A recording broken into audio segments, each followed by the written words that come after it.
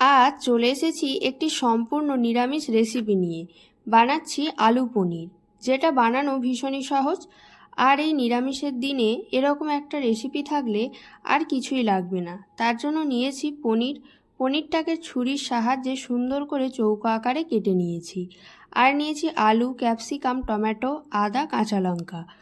Tomato, আদা, কাঁচা লঙ্কা paste করে নিয়েছি। তারপর কড়াইয়ে সর্ষের তেল দিয়ে একে একে পনিরগুলো দিয়ে দেব। নেড়েচেড়ে বেশ লাল লাল করে ভেজে তুলে নেব। একটা বাটির মধ্যে নিয়েছি জল, তাতে দেব লবণ। তার মধ্যে দিয়ে দেব ভাজা পনিরগুলো, যাতে পনিরগুলো একদম সফট থাকে। কড়াইয়ের তেলের মধ্যে দেব কেটে রাখা আলুগুলো দিয়ে লবণ হলুদ দিয়ে ভেজে তুলে নেব। ফোড়নে দেব তেজপাতা, শুকনো লঙ্কা, গোটা জিরে, ফাটানো এলাচ।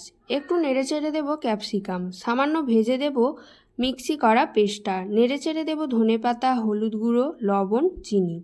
অল্প জল দেব মশলা কষার জন্য। মশলা থেকে তেল ছাড়া পর্যন্ত কষাতে হবে। তারপর মশলার মধ্যে দেব ভাজা আলুগুলো, আরও একটু কষিয়ে নেব।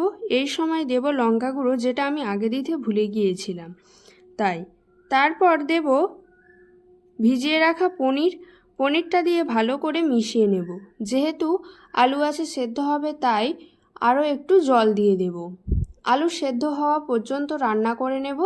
ঝোলটা একটু ঘন হয়ে আসলেই নামিয়ে নেব। ব্যাস, পরিবেশনের জন্য একদম রেডি নিরামিষ আলুর পনির। তোমাদের কেমন লাগলো অবশ্যই কমেন্ট করে জানিও। ভালো লাগলে like, comment, share and subscribe করে দিও। আজাদ।